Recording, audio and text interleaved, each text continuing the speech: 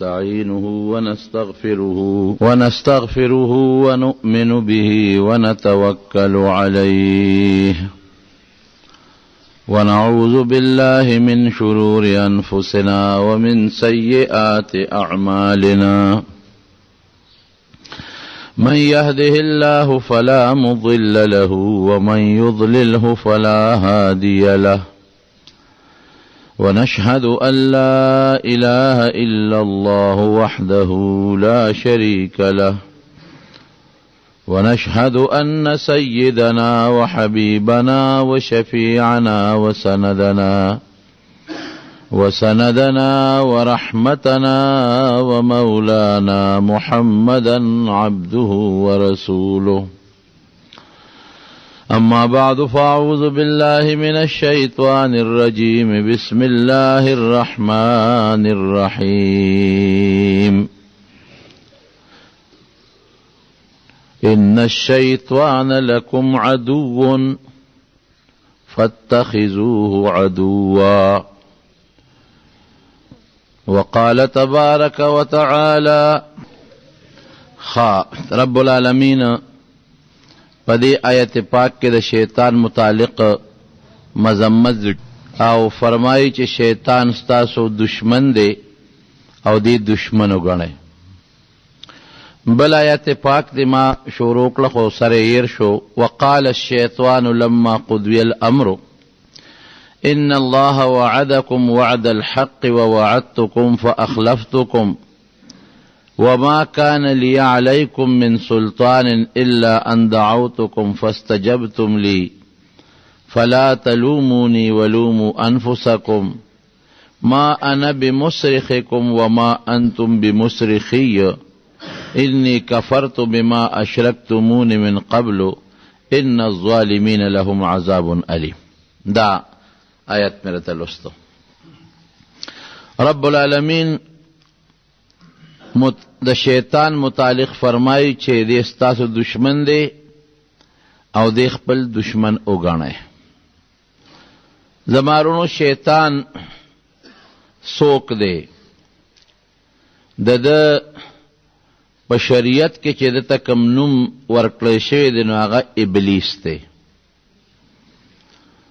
ابلیس د بلس نه ماخوذ دی، نا امیدی ته وایي. د الله د رحمت نه دی مایوس او نا امید دی. خپل نوم په کتابونو کې علما د عزازیل لیکي. د نسل سو اصل کې څه شو؟ اصل کې دی د پیری د اولاد نه دی. قرآن شریف کې الله فرمایي کان من الجن ففسق عن امر ربه. دی اصل کې د پیری د ذات نه دی، خود رب العالمین نافرمانی وکړه، لعین شو، د خدای د رحمت د مایوس او لرې شو. شیطان مونږ ورته عام خلک شیطان وایو. په عربی کې شیطان هغه چاته وایي چې سړی ګډوډی، د انسان ګډوډی پړه کې ورته خرابې وسوسې چي او د خدای د نیغې لارې نه خطا کوي، ځکه شیطان ورته وایي. زمارونو د دې یو څو صفتونه دي. رب العالمین چې قرآن شریف کې فرمایي چې دی خپل دشمن وګڼئ او ستاسو دشمن دی او ځان ته وساتئ. د سره خو مونږ جګړه نه شو کولی، نه ورپسې ټوپک راغشتی شو، نه ورپسې تور او چاړه راغشتی شو او نه کوټه کې بندولی شو، ځکه مونږ ته ښکاري نه. نو مونږ به څنګه دشمن ګڼو؟ نو رونو د چې کم صفتونه لري د هغه صفتونو نه به ځان وساتو. دا د شیطان دشمن ګڼل دي. هغه لکه شکست ورکې او مقابله ورسره کې، د هغه چې کم صفتونه لري د هغې نه به ځان وساتئ. او که د شیطان د صفتونو نه ځان ونه ساته، هغه صفتونه لري ځان کې پیدا کړل، دا د شیطان سره دشمنی نه ده، دا ورسره دوستانه ده. الله دې د شیطان د دوستانې نه وساتي. یو صفت د شیطان ضد دی او کبر دی. دا د غټ صفت دی. دی ډیر لوی ضدی دی او دی ډیر زیات کبرجن دی. حضرت آدم علیہ السلام چې کله رب العالمین پیدا ک د خټې نه پیدا ک نو د دې نه مخکې رب العالمین د فرشتو سره مشوره کړې وه وی زه په دې مخ د ځمکه یو خپل خلیفه پیدا کوم نو فرشتو د دې نه مخکې د شیطانانو روانه او د شیطانانو فسادونه لیدلی وو نو هغې خو وی چې دا انسان پیدا شي دی به م لکه د پیریانو په شان د پیریانو هغه ضدونه لیدلی وو او د هغې روانه لیدلی وې نو هغې خو دا وی چې دی به م دغسې روانه کوي او فسادونه به کوي الله به خفه کوي وی خدای ما پیدا کوه پروردگار حضرت آدم علیہ السلام پیدا که او بیا یو امتحان واغشت د آدم علیہ السلام نو د فرشتو نه په هغه امتحان کې آدم علیہ السلام کامیاب شو فرشتې ناکام شوې نو الله فرشتو ته حکم وکړو اسجدوا لآدم چې څومره فرشتې وي دغه وخت دا شیطان هم په فرشتو کې اوسېده بار آسمانونو کې او حضرت امام غزالی رحمت الله علیه لیکلی دی چې د 80,000 کاله د الله عبادت کړی دی او دومره بهترین عبادت یې وکړ چې دی د هغه خپل عبادت په ذریعه په اسمانونو کې اوسېده بر اسمان ته ختلی ولته به اوسېده نو چې دیم پکې ناستو فرشتو کې نو رب العالمین ټولو ته حکم وکړو اسجدوا لآدم آدم علیہ السلام په طرف سجده وکړي نو سجد الملائکة کلهم صبر فرشتے چې وی ټول په سجده پریوته او سجده وکړه الا ابلیس دې ظالم بدبخت سجده ونکړه رب العالمین ته تپوس کوي ما منعک ان تسجد تا سجده ولې ونکړه اذ امرت ته ما حکم وکړه چې سجده وکړه بیا دې سجده ولې ونکړه نو داغه وجه وی خلقتنی من نار وخلقته من طین وی خدای دې د خټې نه پیدا کړی دی او زه د اور نه پیدا کړیم زما حال د ده نه ډېر اوچت دی خټه خو په ځمکه پرتی خلک پې خپېږدي مرداره پې غورځئ بین تیزي اور شغله کوي رڼا کوي اوچتي خټه لاندې اور بره خیږي خټه توره ده اور سور او سپین مزیدار دی خټه تیاره ده اور رڼا کوي او اور خو د فیدې شی دی خټه کې څه دی نو زه به دته سجده کوم ګوره رونو دوه خبرې شو دلته که ستاسو خیالي یو خو یې لویي وکړه ځان ته یې لوی وی کبر یې وکړو دویم یې څه وکړل دویم یې عقل و جنګو د خپل عقل نه کار واغېسته چې د اور نه پیدا اور اعلی مزیدار دی او خټه بیکاره شی دی دا دوه صفتونه د شیطان دي دا دوه او دا دواړه غلط دي ګوره دس اوې وی د اور نه پیدا ځکه چې د ده نیکه جان او جان قرآن شریف کې الله فرمایي والجان خلقناه من قبل من نار السموم چې دا جان چې د شیطان نیکه او د ټولو پیریانو نیکه دی دی ما د اور نه پیدا کړی نو کبر او لویې وکړه او عقل یې وجنګاو او خبره غلطه وکړه عقل یې وجنګاو خو خطا شو ولې ځکه چې دی وایي ځمکې ته سپکو قتل او زه د اور نه پیدا یم زه اوچت یم دا اور خو د دې ځمکې نه جوړېږي چې ځمکه نه وي اور به د کم ځای نه اور د خشاک نه جوړېږي خشاک دا ځمکه رازرغونی اور د پټرولو نه او د ډیزلو نه جوړېږي هغه په ځمکه کې امانت پراته دي ځمکه پرده پوخه ده دغه پټرول هم ساتلی دی او دغه اور هم ساتلی دی اور د کویلې نه جوړېږي او کویله په ځمکه کې کانونه پراته دي دا ټول د اور چې کم سامان دی کاغه پټرول دی کاغه ډیزل دی کاغه ګوګړ دی او کاغه کویله ده دا ټول په ځمکه کې امانت پراته دي ځمکې ولا ځای ورکړی دی دلیل یې غلط شو او که د لرګي نه کم اور جوړېږي نو چې ځمکه لرګي زرغون نه کې بلیږي بسه ځمکه بهترین سیز دی د انسان چې څومره منافع دی او فایدې دي دا ټول په ځمکه کې دي که ځمکه نه وي اور به کم ځای بلیده نو دا د عقل دی رونو د شریعت په مقابله کې عقل جنګول دا ډېر لوی جرم دی عقل سی شریعت د الله او د رسول خبرې دي شریعت د الله د طرف نه دی د الله خبرو ته او د الله علم ته د انسان عقل کم ځای کې رسیږي دویم کبر او لویي وکړه دا دویم صفت د شیطان دی کبر او لویي به نه کوو حدیث پاک کې راځي نبی علیہ السلام فرمایي وی که د چا په زړه کې د شلشم د دانې عمره کبر پروتی د جهنم اور ور باندې حرام، سره د جنت خوشبوئی ور باندې حرام، سره د دې چې د جنت خوشبوئی دا د 500 کالو په مزل محسوسېږي. دا کبر دونه خطرناک شی دی او الله په دې دواړو خپه شو.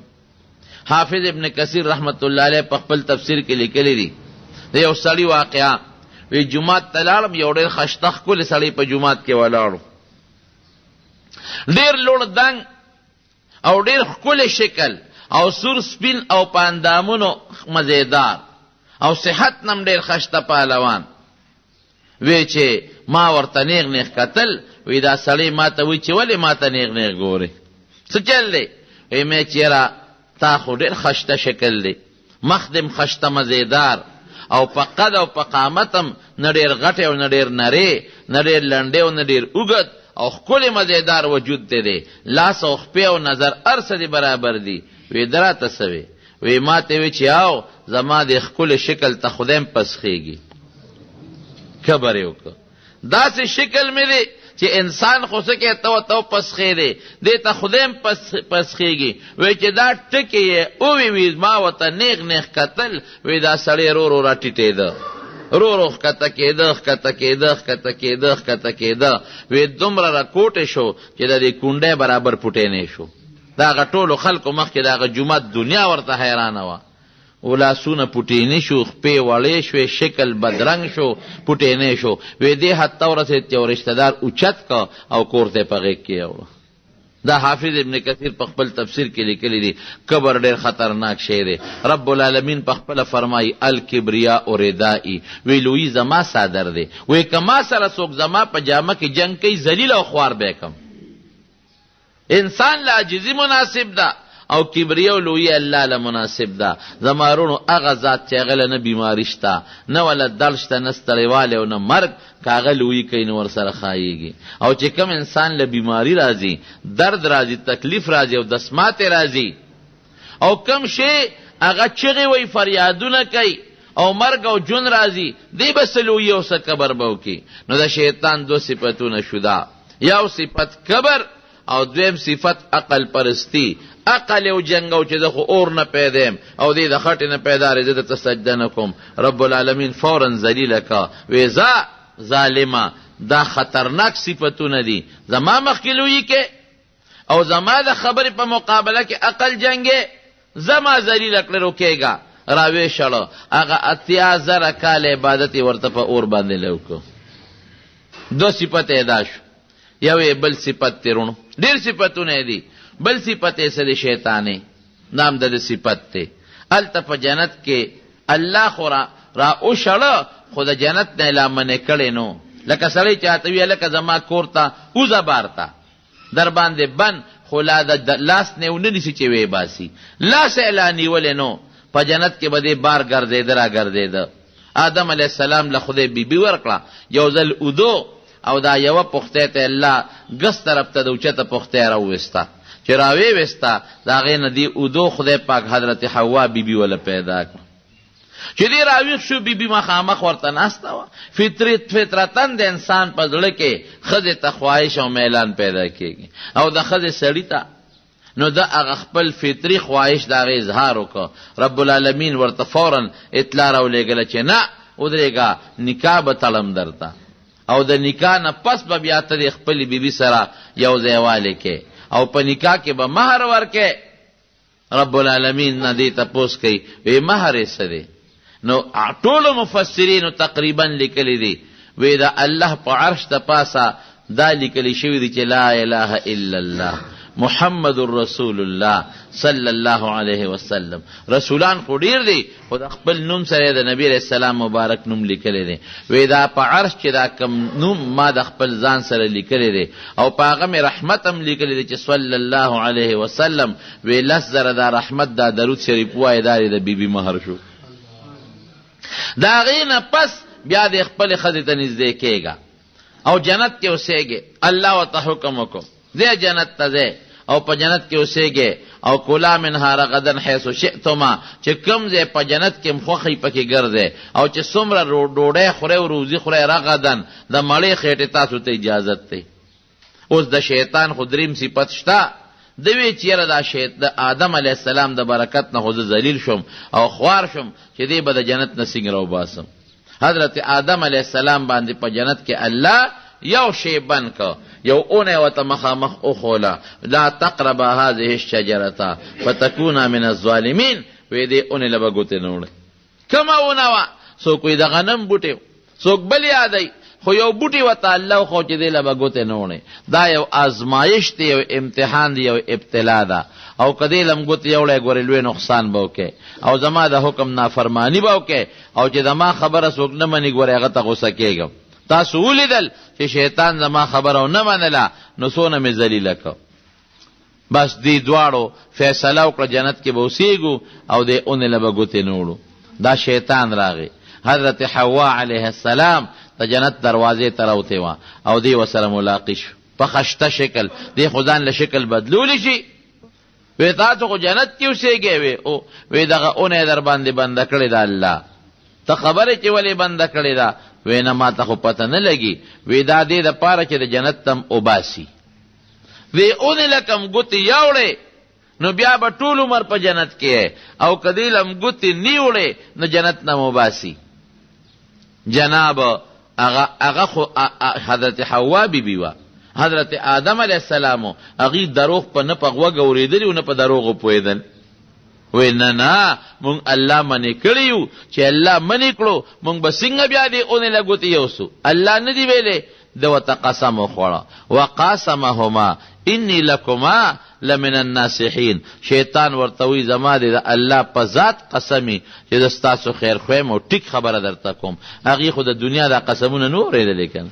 هغې وی چې د خدای نوم په دروغه به څوک سینګوالي او پیژندې نه چې دا هغه شیطان دی چې مونږ ته سجده نه لګولې، ځکه شکل یې بدل کړی دی. خو چې د خدای نوم سینګ هغې واورېده، د هغوی حواس بل طرف ته لاړل او زرې بوټي له ګوتې یوړې. وی دی د خدای نوم علي، د خدای نوم بلا په دروغه څوک سینګ اخلي، زرې ګوتې ولا یوړې. قرآن شریف کې الله تعالی فرمایي فنسیا ولم نجد له عزما. وی د آدم علیه السلام زماغه خبره یېره شوه، د قسم سره ته زماغه خبره یېره شوه او په مضبوطه پخه اراده باندې دی بوټي له ګوتې نه دی وړې، خو یېرې شو، خطا شو، نو بوټي له ګوتې یوړه. بوټي له ګوتې یوړې. بعض علما وی د هغه بوټي لږه میوه وخوړله، خو چې څنګه بوټي له ګوتې یوړې او میوه وخوړله نو جامې د جنت ته لاندې پرېوتې، بربند شو، فوراً بربند شو. شیطان په خپل سکیم او سازش کې کامیاب شو که نه شو؟ دی بل سکیم دروغ، دا د شیطان صفت شو. حضرت آدم او حضرت حوا ته دروغ وی، دی دریم صفت. دا نن تقریر کې شیطان صفتونه درته ښیم ښه؟ دی دریم صفت. څلورم صفت سره په دروغه قسم خوړل، په دروغ یې ورسره قسم وخوړ. دا په دروغه چې څوک قسمونه خوري دا هم د شیطان صفت. دروغ چې څوک وایي دا هم د شیطان صفت. الله دې مته وساتي. ښه چې دی څنګه بس د خو خپل کارو کو تماشه کوي، جامې ته کوزې شوې. فتخفقا یخصفان علیهما من ورق الجنت. د جنت بوټي غټ غټ دي، میوې هم غټې دي او پاڼې هم غټې دي. پاڼې را واغېستې د جنت او ځان نه تاوی.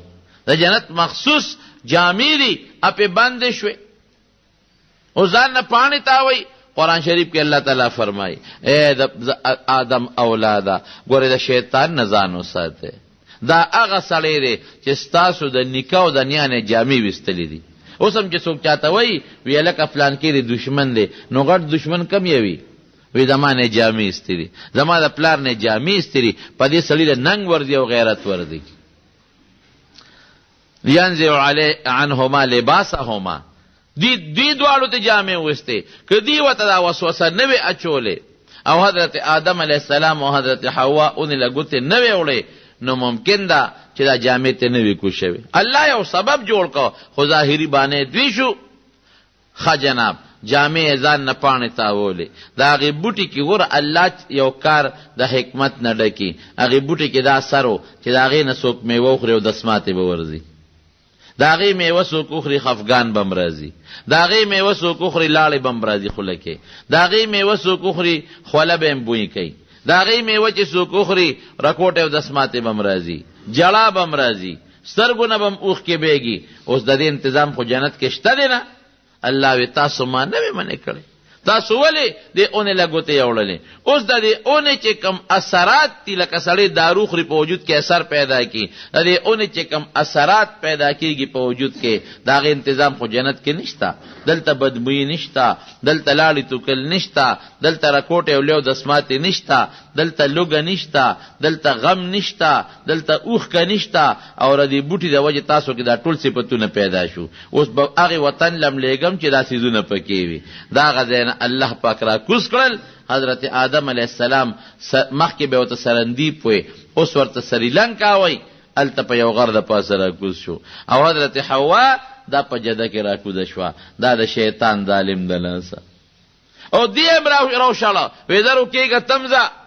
دی چې راغې مولانا عبدالحی صاحب لیکلي دي په نفع المفتی والسائل کې دا د هغې یو کتاب دی رکوټې شانتې مسائل دینیه پکې جمع کړي دي. دی چې ړومبې راغې نو په دریاب را کوشو. دا ابلیس دا شیطان نو په دریاب کې کب ته وی ګوره وی الله یو شی پیدا که هغه به دنیا ته اوس راځي را کوزیږي به اب ستاسو ښکار کوي او تاسو به خوري. کب منډه کړې بل ملګري ته الوې وی ړومبې شیطانت په مخ د ځمکه شیطان وکړه او دویم شیطانت کب وکړه. وی د کب نه خدای جبه واغېسته. دا مولانا عبدالحی صاحب لیکلی دی. دا چا کب جبه ولې نشته؟ وی فوراً بل ملګري ته سوچ خو لږ وکړه، فکر وکړه، ولې منډه وی؟ زرې بل ملګري ته الوی چې دقسې خدای یو شی پیدا کړه زمونږ ښکار به کوي، خدای ته جبه واغېسته. نو یو صفت د شیطان دروغ شو، بل په دروغه قسم شو، او بل شیطانت شو. بل صفت د شیطان څه دی رونو؟ بل خطرناک صفت ده چې هغه د ټولو نه لوی صفت خطرناک دی. هغه د دوو کسو په منځ کې روانه پیدا کول او جګړه پیدا کول. حدیث پاک کې راځي ویره دی شیطان تخت په دریاب د پاسه پروت دی او دا خپل بچی په دې خلکو پسې لیږي او بیا دا بچی ورته مازدیګر ماښام راغونډېږي او د ټولو نه تپوسونه کوي تاسو کړل یو کس پسې یو بچی لیږي. وی چې دا بچی راشي هلکه ته خو مې لیږلی وی سړي ته انیک سړي ته مونږ دې پې قضا که بابا ډېر وس مې پې وکړه خو سړی تکړه و مونږ مې پې قضا نه کړی شو. وی ښه د وخت نه خو به پې رستو کړی و که نه ډېر وس مې پې وکړه خو سړی تکړه و د وخت نه مې پې رستو نه کړه. وسوسه یې ورته واچوله بابا ما دا خواري ډېره وکړه خو هغه ډېر بد و ما ورته وسوسې م وانه چولې شو مونځ یې ښه برابر وکړه. نو دا شیطان نورو شیطانانو ته وایي وی د خپله ډیوټي پوره نه ده کړې وی اوچتې کې او د دریاب کې اوسو غوپې وله ورکې. بل وله راشي ښه ته خو ما هغه فلانکي پسې لیږلی وی څه دې وکړل؟ بابا ما خو کمال وکړه. څه دې وکړل؟ بس ښځه او خاوند مې وجنګول، هله مې پرېښودل چې په هغه خاوند مې هغه ښځه طلاقه کړه، هله مې پرېښودل. وی دا مشر شیطان ابلیس ورپاسي او دغه رکوټه شیطان ذات راتی تر غاړه باسي او پملې وټپي نعم انت ته زما ډېر ښه بچی یې که نه کمال دې وکړه. نو د بل صفت دا چې د دوو مسلمانانو په منځ کې شیطانت او روانه راوستل. دا د شیطان صفتونه دي. دې لپاره د شیطان دا صفتونه درته ذکر کوم چې ته د شیطان د دې صفتونو نه ځان وساتې. ځکه الله وی ان الشیطان لکم عدو ستا دشمن دی فاتخذوه عدوا دشمنې وګڼه. دشمن چې ګڼې نو اله به ګڼې چې د هغه کوم صفتونه دي او د هغې نه ځان وساتې. الله دې د دې سپېره صفتونو نه بچ کړي. ګرانه غوندې ده، ډېره ګرانه ده. دوه څیزونه دي جناب، یو ته نفس وی بل ته شیطان وی. دا نفس د انسان کورنی دشمن دی او دا شیطان بارنی دشمن دی. دا دواړه چې یو ځای شي ډاکه غورځوي. لکه دنیا کې هم دوه دشمنان دي، یو د بهر یو د کور. که د بهر غل وي او د کور دننه ورسره ملګري نه بیا هم د غلا نشي کولی. دا د کور والا ورته رو ګودر ښیي په دې لار راشه او دا خلک دې وخت کې وده وي او په دغه الماری کې سامان پروت دی او په هغه الماری کې پروت دی. نو د کور دا غل ورته لاره وښیي او د بهر نه سړی راشي نو غلا وکړي ډاکه وکړي. او که د کور غل وي او د بهر نی نو بیا هم د غلا نشي کولی چې دې یو کې سنبالی به یې کم ځای په ده خو بیا شک راځي. نو د بهر او د کور دا دوه غله چې یو ځای شي ډاکه وکړي نو کامیابه شي. دا یاد ساته چې د بار نه څوکم غلا کوي، ډاکه کوي، د کور سړی، د خاندان سړی، د محلې سړی، دا به ورسره خامخی سلاکار بې د هغه نه نشي کولی. دغه رنګ یو شیطان د بار غل دی او دا نفس د انسان کورنۍ غل دی. هغه راځي او په دا نفس جاله ده دې کې کینی او د انسان په ایمان ډاکه غورځوي، د انسان په عمل ډاکه غورځوي. دا دواړه یو ځای شي. نبی کریم صلی الله علیه وسلم فرمایي وی د انسان د زړه ته یو خوا د شیطان لومه ده او بل خوا د فرشتې لومه ده. شیطان یې ځان ته راکاږي او فرشتې یې ځان ته راکاږي. د شیطان راښکل څه دي؟ او ته ګناه ورچوي په داړه کې، او د فرشتې راښکل څه دي؟ هغه ورته نیکي ورړی. که ستا خیال یې بعضې وخت کې سړی وایي که نه، وایي دا یوړه مې وایي چې دا کار وکړه او دا بل مې وایي چې دا کار وکړه، نو دا خو دوه زړونه نه دي، یوړه دی. دا د نیکۍ کار دا ورته هغه فرشته ورچوي. د هغې فرشتې نوم ملهم دی او د هغې هغه چې په اړه ته هغه کم خیر ورچوي هغې ته الهام وایي. او دا بل شی شیطان چې دا زړه ته ورته شر ورچوي د هغه نوم وسواس دی. او چې کم شر ورغورځوي هغې ته وسوسه ویل کېږي. نبی کریم صلی الله علیه وسلم فرمایي ګوره ما خو چې شی خطرناک دی، بچ کېدل ته ګران دی، لیکن رسول الله مبارک دم خوله دی. وی کله چې د شر والا وسوسه ته محسوس کې چې منځ مکوه، ګناو کا، غلاو کا، ډاکاو کا، غیبتو کا، دو کا، دا وی پیشه چې دا د شیطان د طرف نه دی. نو وی فلیتعوذ بالله من الشیطان الرجیم، اعوذ بالله وایا او ګس طرف ته لاړې تو کا، اعوذ بالله من الشیطان الرجیم او ګس طرف ته لاړې تو کا، الله برته بچ کی. دا مسان شو کنه شو؟ دا الله نوم واخلا، ذکر وک لا اله الا الله، نو دې تختی بیا د الله د نوم نه خپل خالته مباسي. او چې کله دا بل محسوس کې دا نیکه والا چې منځو کا، روجو نسا، د ګنا نه ځان بچ کا، فلیحمد الله، دا الله حمد ادا کا. دا سوا چې الحمدلله، چې الحمدلله دی وی د الله حمد، دا فرشته به نورم زورو لګی او د نیکه ته بر خدای پاک پوره توجه پیدا کی. دا مونږ ته حضور پاک یو دم د دې سپیره د پاره خول دي.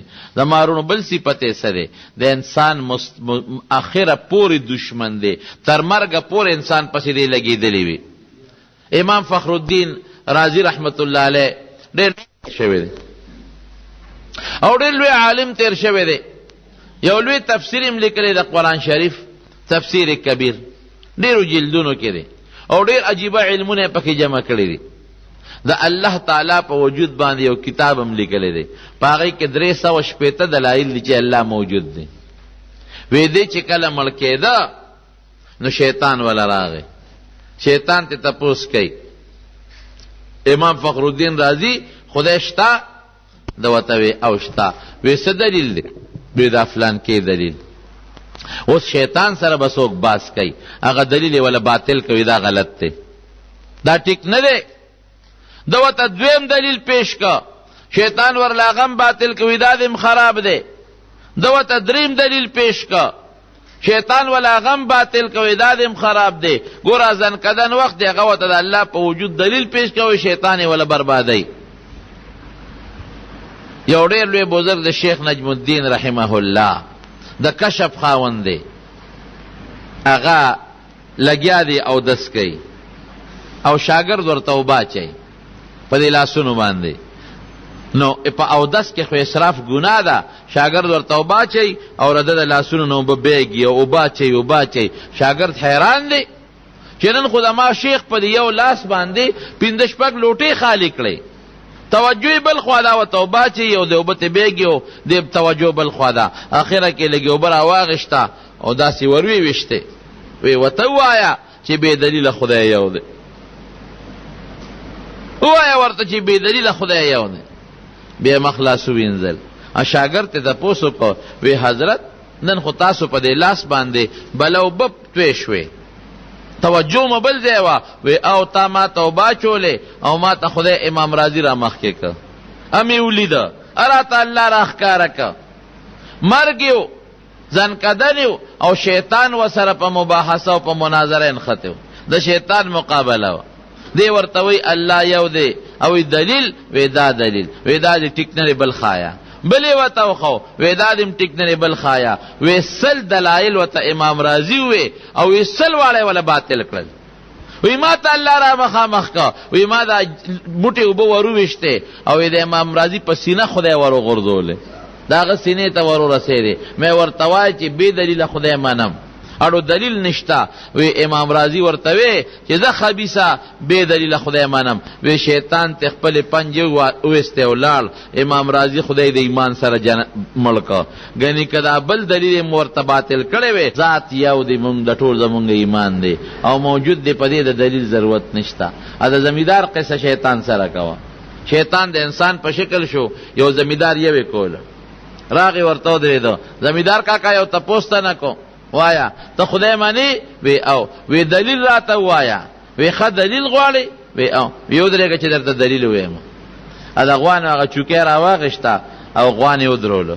او ورپاسې ده چې ورغه وی دلیل وایا کنه وی تو درېګه خیم درته او جو پینځ شپک چوکې یو او شیطان ته غر والی وی دلیل وایا وی د سپیره بچي دلیل هم داده کنه چې راتم یو سو غزار والی کش الله نوی او موجود نوی نو زما په لکه به تاسو سره بغض پیدا کو زما په لاس کې به استاد والو طاقت پیدا کو دا کم ذات چې زما تاسو سره دشمنی پیدا کړه او زما په لاس کې د چوکې د استعمال طاقت پیدا کو او ته په یوسو غزاره و دقه خدای دې ودرېګه چې ته نور مخیمه هغه لمن پرول او تختې ده د خدای د ذات دا شیطان بل توسوسه چي پریدي دي نه لتر او تر اخره پورې د سره دشمنی کوي دا شیطان نو چې کوم ستا د پلار نیکه دشمن دی او ستا دشمن دی او کوشش یې داره چې تا دوزخ ته غورځوي نو موږ به د هغه دوستانه کوو که دشمني به یې کوو وایو څه دشمني به کوو او که څوک ورسره دوستانه کوي نو دا ناپویه دی د هوښیار نه دی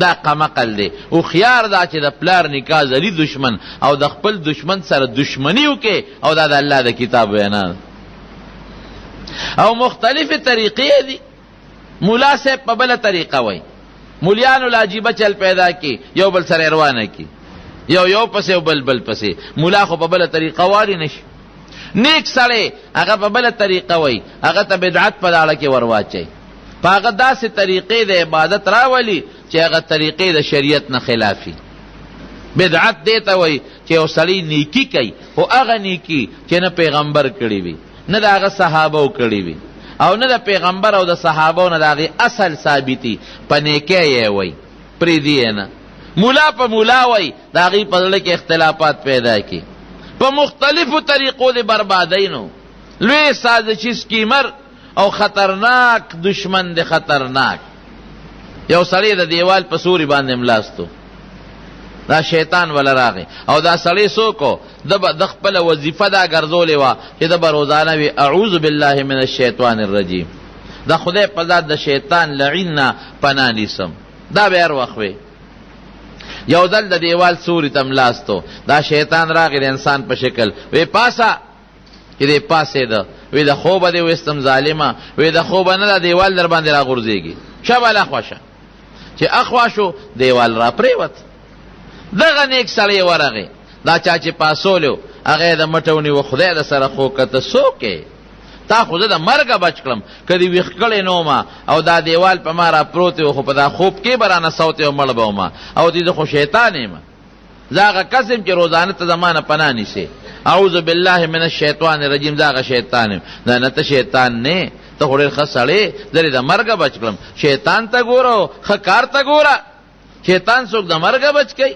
تا خود د مرګه بچ کړم ته څنګه شیطان یې شابه ځان راته وښایه وی سپېره شیطان یم چې ته راته شیطان وی هغه شی یم نو شیطان څوک د مرګه بچ کوي وی د مرګ نه د شهادت نه مې بچ کړی که ته مې ویښ کړی نه وې او دا دیوال در باندې را پروتې وې نو تا به مفت په جنت فردوس کې مټې والې ولته به راته ګرځېدې را ګرځېدې چې شهید نه شي او جنت ته لاړ نه شي ګوره دی مختلف حربي دی او مختلف سازشونه یو پیغمبر تیر شوی دی حضرت الیسع علیه السلام هغه چې کله مړ کېده نو هغه د خپل نږدې ملګري ټول راغون کړل وی زمرم او هغه سړی د ځان په ځای خلیفه مقرروم چې کم کې 3 صفتونه یو صفت دا چې ټوله شپه به عبادت کوي دویم دا چې روزانه به روژه نیسي او دریم دا چې غصه به نه کوي که دا درې صفتونه په چا کې وي ابا زه د خپل ځان په ځای باندې خلیفه مقرر کم.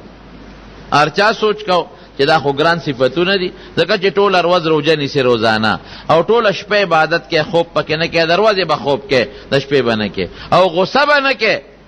دا خو ګران کار دی. یو سړی پاسید حضرت ذوالکفل، څوک یې نیک انسان دی او څوک یې پیغمبر دی، دی پاسید وی حضرت دا صفتونه په ما کې شته. سبه بیا تپوس وکړو، وی هغه سړی د ځان په ځای خلیفه کوم چې دا درې صفتونه پکې وي. دغه حضرت ذوالکفل پاسید وی دا ما کې شته. په درې مرضې بیا اعلان وکړه، وی یو کس داسې خلیفه کوم چې دا درې صفتونه پکې وي. او په ټولو مرګرو کې دا حضرت ذوالکفل ډېر کمزور او د ټولو نه غریب انسانو. وی خوایا دا صفتونه در کې شته؟ وی او صاحب بالکل غصم ناراضي، غصه نه کوم بې ځایه. او دویم ټول ورځ روژه بنیسم، او د شپې زما ټوله شپه تهجد دی. وی ښځه ته مې خلیفه کړې، د ځان په ځای حضرت الیسع علیه السلام دا ذوالکفل خلیفه کړ. چې خلیفه شو او شیطان یې خرابی دوکه کوي. دی غریب به د غرمې 2-3 ګنټې خوب کاو، روژه به وه، او د شپې به د الله عبادت کو. دا شیطان د غرمې چې څنګه د حضرت ذوالکفل اوده شو، دروازه یې ورته وواله، د خوب یې وویستو. راپاسید څوک وی زه یو مظلوم انسان یم. ګوره شیطان خو د انسان په شکل راځي. زمانه کور او ځمکه او مال یو ظالم سړی نیولی دی، بچی مې نار دی اوږې دی، او زمام د جامو درک نه لګي. تا له راغلی ما او ته د مسلمانانو خلیفه، ته مهرباني وکړه د هغه ظالم پسې پولیس ولېږه، سوال جواب ورپسې وکړه او راویې غواړه. ماله ته خپل کور والا، بچی مې په بیابان او په صحرا ناستی، او ماله ته هغه خپل مال والا اوږې تږي. حضرت ذوالکفل ورته وایي چې لکه دا خو زما د خوب ټیم دی. خو دونه شیطان وسره خبره اوږده کړه چې د خوب هغه ټیم یې پې ختم کړ. دا خو زما د خوب ټیم وا خو دې مراله برباد کړه. خو داسې وکړه چې ماښام زما دربار لګي، نو ته مهرباني وکړه هغه سړی زه به ته سره پولیس ولېږم، راشه نو حاضر به یې کړو. ښه جي دا ماښام راشم، ماښام رانغی. سبا له بیا چې کله حضرت ذوالکفل دغه ورځ خوب ونه کړ، د شپې خو تهجد کوي، خو یې وعده کړې ده چې خوب به نه کوم. سار له چې بیا غرمه شوه نو اوده شو. دی دغه دی چې په غرمه او ده ورته انتظار غریب وکړ چې دا سړی به راشي، دا مظلوم خو دی خو ورنه راغی. سار له چې بیا څنګه اوده شو، دی بیا راغی دروازه یې ولګوله. څوک یې؟ جي د هغه پرونی مظلوم سړی ما. دروازه یې ورته کولو کې ده خدای بنده، تا ته خو پرون مازدیګر ماښام ما انتظار وکړه، ته خو رانلې، اوس دې بیا د خوبه وویستم. غصه ورته نه شو، غصه نه کوي، خو په نرمۍ ورته وایي چې وروره زه خو د خوبه بیا وویستم، او تا ته خو پرون مازدیګر ماښام ما ډېر انتظار وکړ. وی ټیک ده، خو پرون زه ځکه رانلم چې ما هغه ته ووایي چې زه بادشاه له ځم او تا غواړي، نو هغه وایي چې بادشاه له مې مه بوځه، او زه تا له مالم در کوم او کورم در کوم. وعده یې را سره وکړه. ما یې چې ده بس ټیک ده چې راکې کورم او مالم راکې، نو بیا ساجد دی چې بادشاه له دې بوځم. وی صاحب ځکه مې پرون مازدیګر ماښام رانلم. وی چې سار شو بیا انکار وکړ، وی چې نه در کوم. نو جي زه خو غریب یم، بچي او ښځه مې په صحرا دي، دروغ وایي. اوس بچي کم دي او زه چې دی نو بې مال یم، اوږې یم. نو دا مهرباني وکړه ما سره پولیس والا ولېږه، او چې هغه سړی ظالم راولو چې زما کورم ته ماله والی زما مالم. حضرت ذوالکفل ورته وایي چې داسې وکړه ماښام راشي، پولیس به د سره ولېږم، سړی به راولو. دی ماښام بیا رانغی، هغې خوار ورته پوره انتظار وکړه، خوند یې ونه کړه. حضرت ذوالکفل چې سبا له په 3 ورځ باندې بیا غرمه شوه، نو خپل څوکیدار ته وایي دا ور بند کا، او چې هېڅوک هم را پرې نه دی، ځکه چې پرون مې خوب د غرمې نه دی کړی، او بله ورځ مې خوب ونه کړ، او د شپې خو تهجد کوم، سترګې را باندې پټې دي، خوب راځي. نو چې هېڅوک هم را پرې نه، دا دروازه هم بنده کړه، هغه بل ګیټ هم بند کړه، د کور دروازه هم بنده کړه، هغه بل ګیټ هم بند کړه، یا هغلته به ودرېږې چې څوک راځي چې ما ته یې را پرې نه دی. ښه جي شیطان اوس څوک بندولی شي؟ دی خو په نري نري سوري وردن نه کېږي. راغې چې راغې ده ته اوس په 3 ورځ بیا دروازه ووهله، چې دروازه یې ووهله ده خو بیا پاسم. یا لکه څوک یې؟ زه چې هغه مظلوم یم، هغه بل اردني مظلوم یم. بس حضرت ذوالکفل پیش شو چې لکه ته څنګه راننوتې؟ چې پاسېده، لاول خو خپل څوکیدار راغوښته، هلکه تا ته خو ما ویلي و که نه چې دروازه بنده کوي؟ صاحب دروازه خو زما بنده ده. جرنده تا ته معنی واچوه حضرت جرنده ده هغه جرنده ده به دې پوه شو چې دا شیطان معلومیږي د نن درې مروز ده چې ما د خوب وباسي او د مقصد هم دا دی چې دروازې د خوب مې وباسي چې د شپې وده شم او تهجد رانه پاتې شي یا دا روژه رانه پاتې شي ورته وی داسې کار دی چې مظلوم نه الوایه یې څوک نن د درې مروز ده دی ورته څه وایي شیطان وی حضرت بس تا وګټله او ما بیله وی هغه څنګه وی د شیطان ومه وی ما وی چې یا خو به د غرمې د خوب نه وباسم نو د شپې به وده شي هغه کې کامیاب نشم ځکه بیګا دې ښه عبادت کړی دی او پرون دې کړی دی بل ورځ دې کړی دی او یا دا څوکیدار ته به در باندې غوسه وباسم څوکیدار ته به غوسه شي نو هغه ته دې غوسه ونه کړه او یا به دا روژه پرېږدم نو هغه روژه دې بنده نه کړه تا وګټله او ما بیله دومره پالفلام و حرامي دی دا شیطان کوشش کوي کوشش چې مسلمان په څه طریقه د خدای دشمن کی او د جهنم ته وغورځي دی اور ته وغورځي دا د انسان خطرناک دشمن رب العالمین فرمایي د قیامت پر ورځ دنه چې کله سوزي د یو بل صفت درته وخیم د بل صفت زد دی زد ډیر زیات زدی دی دنه چې کله سو باسي نو دی به منډې به وای او حضرت اسرائیل علیه السلام نه تختیدی نشي او کوشش کوي چې دی راونیسم او دی به دغه وخت کې سجدې لګی سجده به لګی اوچتېږي به یو ځای کې به سجده ولګی حضرت اسرائیل علیه السلام به ورته ابلیسه ته پوه شو چې کوم ځای سجده ولګوله وی نه وی د آدم علیه السلام قبر ته سجده وکړه خوار چې دا خو د هغه قبر دی نو په دغه حال کې به دی راپاسي وبې چې توبه غلطي مې وکړه توبه غلطي مې وکړه او چې جهنم کې الله وغورځوي نو د جهنم کې به د اور په کرسی دی کېنی د اور نه به الله یو کرسی جوړه کړي دی به پې کېنی چې د اشنایانو ته خو تقریر وکړه که نه نو قرآن شریف کې الله وی وقال الشیطان لما قضی الامر ان الله وعدکم وعد الحق ووعدتکم فاخلفتکم وی الله هم د سره وعده کړې وه او ما هم کړې وه الله خپله وعده رښتونې کړه چې څوک یې جنت ته ولېږل او څوک دوزخ ته او زما وعدې ما ټولې دروغ درته ویلې دي ما به وی دوزخ نشته دا رشته که نشته ما به وی جنت نشته جنت راغې که رانغې ما به وی مړه اسم نشته دا د هر څه شته که نشته اوس بیا څه وی ووعدتکم فاخلفتکم وما كان لي عليكم من سلطان الا ان دعوتکم فاستجبتم لي عجیبه خبره ګورې کوي هرورا وی ما څه په زور خو تاسو د مټه نه نیولي چې بوتانو ته مې باندې سجدې لګولې دي ما خو در باندې په زور زناګانې نه دي کړې ما خو په زور در باندې غلاګانې نه دي کړې ما څوک د مټه نیولي چې غلا مې بوتلې دي ما خو صرف دلیل درته لکې چې باقي خو څه تاسو کړی دي ما انا بمصرخکم وما انتم بمصرخیه نه تاسو زما د فریاد جواب کول شي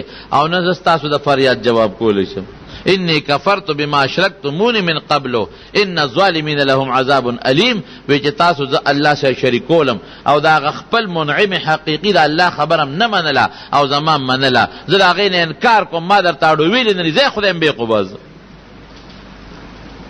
دا د شیطان تقریر به په جهنم کې فل مرګرو ته زمارونو نو یو صفت دروغ دی بل صفت دوکه ده بل صفت دا چې د انسان تر مرګه پورې دشمن دی دا د شیطان صفتونه دی نه بزان ساتي حضرت ابراهیم علیه السلام چې کله حضرت اسماعیل علیه السلام روان کو چې د پمینا کې حلالي ځکه الله ورته ویلي چې دا بچی دی حلال کا ابراهیم علیه السلام مخکې روان دی اسماعیل علیه السلام ورپسې روان دی دا شیطان راغی یو ځای کې او حضرت ابراهیم علیه السلام ته څه کې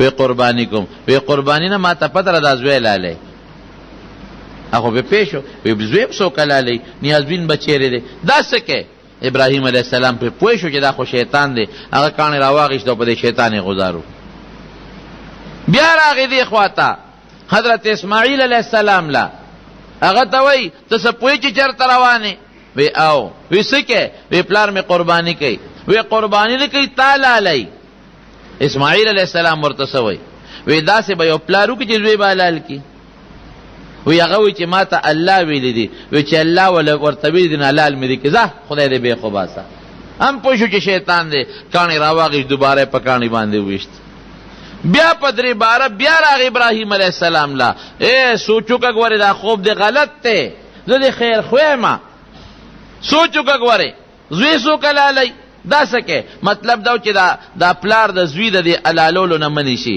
یا دا زوی ته تختی او د خدای په حکم کې خلاف ورزي راشي. حضرت ابراهیم علیه السلام بیا کانه راوغه جس پیرا ما نیولې د خدای خلاف کې پکانی باندې وشته. اوس هغه زینو کې درې غټه ستنې برجې ولاړې دي او حاجیان صاحبان چې حج ته لاړ شي نو درې ورځې دغه جمرات وته وای دغه شیطانان وولي. یو ځای کې ځان د رکوټي سړي په شکل جوړ کړو خلک هغې ته رکوټي شیطان وای. بل ځای کې ځان داسې درمیانه قد والا جوړ کړو خلک هغې ته درمیانه وای. او بل ځای کې ځان مشر بابا جوړ کړو هغې ته خلک غټ شیطان وای. دا دومره خطرناک او سازشي شی دی، سازشي. او د انسان ازلی د نیکه د وختونو دشمن را روان دی او اله به صبرېږي چې دا مسلمان برباد کړي او د جهنم ته وغورځوي. خدای دې د وسوسونه په حفاظت او پامان کې وساتي. رسول الله مبارک ته څونه سازشونو سکیمونه جوړ کړي. د هجرت په موقع باندې ځان یې یو بوډا سپینګیري په شکل کا او ابو جهل له مشورې ورکول. نبی علیہ السلام مبارک فرمایي وی عرفات کې مې د الله نه سوالونه وکړل، دوه مې خدای قبول کړ یو پاتې شو. وی مزدلفه کې مې الله ته وجړل، دا دریم سوال مې خدای قبول کا، هغه د امت لپاره سوالو. نو نبی علیہ السلام دغه ځای کې وخندل. صحابه دې تپوسو که د الله رسوله دا خو د خندا وخت نه دی، دا خو ته جاړې خدای ته، د جړا وخت دی، د خندا وخت نه دی. رسول الله مبارک وفرمایل وی جړا په دې راله چې دا دریم سوال مې الله قبول کا نو شیطان په سر خورې اړی او منډې وی او ټیزونه اچوي. وی هغه ته چې مې وکتل خندا راله. جنگ بدر کې د سړي په شکل کې راغی، ابو جهل سره لاس اونیوه او دا کرز ابن جابر د یو قوم مشر د هغه په شکل کې راغی. ابو جهل ته وی پام کو چې ګورې خپې دې سستې نشي، زه کرز یما د فلان کې علاقې مشر یما، 2000 لښکر زما را روان دی، زه د مخکې رالم او ځان یې د هغه کرز د یو قوم مشر د هغه په شکل کړو، 2000 لښکر مې را روان دی. ابو جهل نورم سور کې شو چې دا د کرز خلکو د کرز راغلی دی او 2000 لښکر دی وسره. لږ ساعت به تېر شو، ابو جهل به ته لښکر خو دې راونه رسېده، وی را روان دی هغه دی. بیا به لږ ساعت تېر شو، هلکه کور د هغه لښکر خو دې راونه رسېده، صبر وکړه روان دی که نه دی، ګاټی نه ده دی، غر نه پورې غاړه دی. خو چې کله سپونه مخامخ شو او فرشتې رالې نو فرشتو خو شیطان پیژنده که نه او دم فرشتې پیژندلې. قرآن شریف کې الله وی لاس یې د ابو جهل نه راښکه، لاس یې لاس کې نیولې راښکې د دې خواشه. هلکه کورزه څه کې؟ وی زه ور مخامخ مټلې اوس به دې پته ولګي هغه د فرشتې رالې. ده خو فرشتې لیدې که نه؟ وی اوس به دې پته ولګي چې ټیزونه ده نه وباسي. ایله مې ورسیل مکړی، اوس خو تختېدې م نشي، لاس یې ترې راښکه او منډه یې ترې وواله. نو د سپېره بچی نه په کافر دی او نه په مسلمان دی، خو چې پچی وس برکېږي را ګړاوی او را پرځوي او ګونټې پې د پاسه ایږدي. دا خطرناک شی دی، خطرناک. ځان به تېرونو پسه ساتو. ما درته وویل چې کوم صفتونه دروغ، دوکا، قسمونه، شیطانت، دو کسانو منځ کې اوړنې راوړلې او مسلمان سره دشمنی او کبر، د دې صفتونو نه ځان وساتئ. دا ستا دشمن دی، ان الشیطان لکم عدو فاتخذوه عدوا. بل به پس خلاصېږي اعوذ بالله وایا. او چې وړله دې کله دا رالل چېرې د نیکۍ خبره ده، د الله حمد وایه هغه نیکي کوه. وړله چې دا کله رال چې د ګناه کار دی اعوذ بالله وایه او ځان ته ساته. قرآن کې الله وایي ان کید الشیطان کان ضعیفا. د شیطان سکیم ډېر کمزوری شی دی. ګور تا ته خو مضبوط ښکاري او ډېر کمزوری شی دی. اعوذ بالله وایه. او یو دم دی رسول الله مبارک ښودلی دی، هغه دا دی چې سحر کې څوک سل کرته دا وایي چې لا اله الا الله وحده لا شریک له له الملک وله الحمد وهو على كل شيء قدیر. دا خو به مو یادي کنه ان شاء الله. لا اله الا الله وحده لا شریک له له الملک وله الحمد وهو على كل شيء قدیر. دا چې سحر کې څوک سل کرته وي، که مانځه نه مخکې که مانځه نه وروسته وي، په دغه ورځ بیا خدای شیطان نه ساتي، شیطان نه بیا خدای ساتي. او حدیث پاک کې راځي وې دې سړی له په دغه وخت کې متیازې کوي. یو صحابي د چا متعلق شکایت وکړ، وی حضرت فلان کې سړی چې د ټوله شپه ودي او سار مانځله نه پاسي، وی دا هغه سړی دی چې بال شیطان فی اذنیه، چې شیطان ول په غوږونو کې متیازې کړي دي.